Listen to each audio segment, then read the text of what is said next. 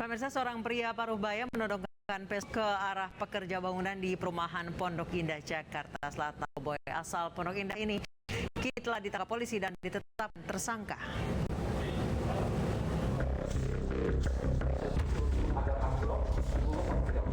Layaknya koboi jalanan, seorang pria paruh baya menodongkan pistol kepada seorang kuli bangunan di perumahan Pondok Indah, Jakarta Selatan. Peristiwa ini viral di media sosial. Dalam video terdengar pria ini mengeluhkan hal terkait pengerjaan rumah. Pria ini membentak seorang kuli bangunan sambil menodongkan pistol. Polres Metro Jakarta Selatan telah berhasil menangkap pelaku. Koboi yang viral di Pondok Indah ini telah ditangkap polisi dan langsung ditetapkan tersangka. Pelaku diketahui seorang pria berinisial RPB berusia 57 tahun. Akibat ulahnya ia ditetapkan sebagai tersangka. Pelaku yang berprofesi sebagai wirausaha properti ini kesal dengan suara bising dari pembangunan rumah saat sedang rapat daring. Ia menodongkan airsoft gun jenis Glock 17 ke salah satu pekerja bangunan. Kemudian motif yang melatar belakangi kasus ini adalah pelaku atau tersangka ini mental dan terganggu dan tidak nyaman dengan suara berisik yang ditimbulkan oleh tukang sedang bekerja di salah satu rumah yang kebetulan posisinya ini bersebelahan dengan rumah tersangka korban. Nah, kemudian tidak hanya di situ, tersangka juga menodongkan senjata yang menyerupai airsoft gun jenis Glock 17 warna hitam. Berkata, daripada ini dengkul kena atau kaki yang kena, sambil menggunakan senjata. Atas perbuatannya, pelaku terancam 1 tahun penjara. Marah-marah sampai todongkan pistol ke tetangga bukan tamat terjadi. Pelakunya bukan hanya warga biasa, tapi juga seorang polisi.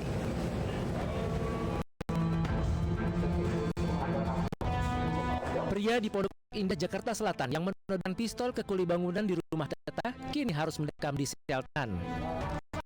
Emosi karena bising pembangunan rumah hingga mengacungkan pistol justru membuat pengusaha properti ini terancam penjara 1 tahun.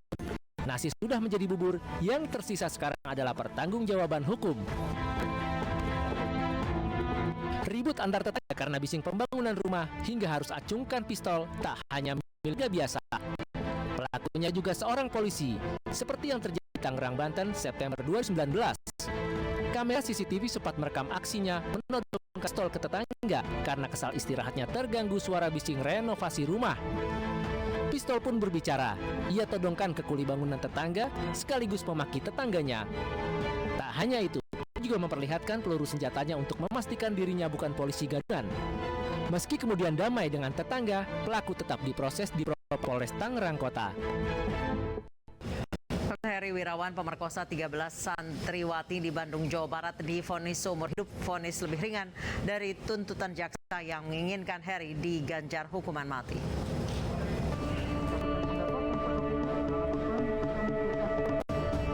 Sidang kasus asusila terdakwa Heri Wirawan berujung vonis seumur hidup. Selain itu, Heri Wirawan juga tak mendapat hukuman kebiri kimia. Menurut hakim, vonis hukuman seumur hidup sudah melalui berbagai pertimbangan, salah satunya terdakwa Heri Wirawan menyesali perbuatannya.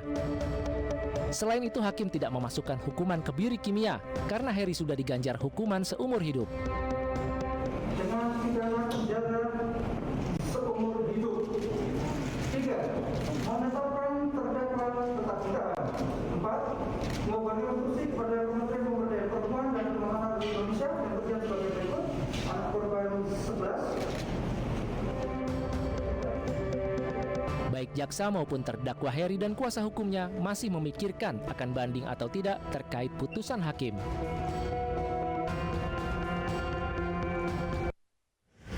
Kasus pemerkosaan yang dilakukan Heri Wirawan terhadap belasan santriwatinya menyita perhatian publik.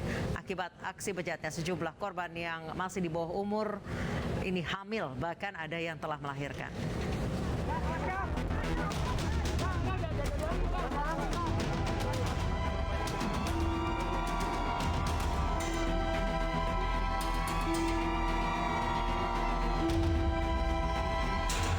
Desember 2021 lalu, publik dikejutkan dengan peristiwa pemerkosaan oleh seorang guru pesantren di Bandung, Jawa Barat.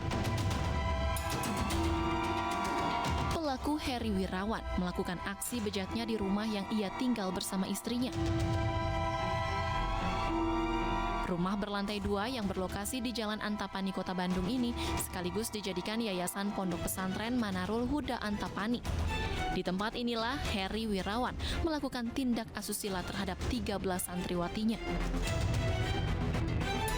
Beberapa korban yang tak lain merupakan anak didiknya itu bahkan hamil dan ada yang sudah melahirkan. Heri diduga melakukan aksi bejatnya sejak tahun 2016 hingga 2021. Kasus ini membuat Presiden Joko Widodo menaruh perhatian khusus. Melalui Menteri Pemberdayaan Perempuan dan Perlindungan Anak, Presiden meminta pelaku dihukum berat dan korban mendapat pendampingan semaksimal mungkin. Dengan kasus ini, Bapak Presiden memberikan perhatian khusus terhadap kasus ini. Saya hadir kemarin di Jawa Barat ini, walaupun kita tahu penanganan kasus ini sudah ditangani dengan sangat amat baik oleh teman-teman beserta jajarannya di Jawa Barat ini. Bapak Presiden memberikan bagaimana kita pemerintah negara hadir dengan memberikan tindak tegas.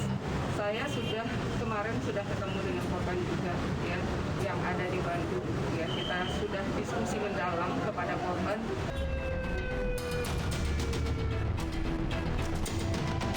Selain memperkosa korban hingga hamil dan melahirkan, Heri juga memanfaatkan anak hasil hubungan terlarang dengan korban untuk meminta sumbangan. Dana program Indonesia Pintar para korban juga diambil Heri. Proses hukum terhadap Heri Wirawan pun terus disorot publik.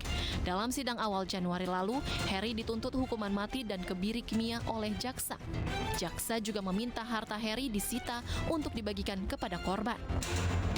Namun majelis hakim memvonis Heri lebih ringan dari tuntutan tersebut. Heri hanya divonis pidana penjara seumur hidup. Heri bahkan meminta keringanan hukuman kepada majelis hakim.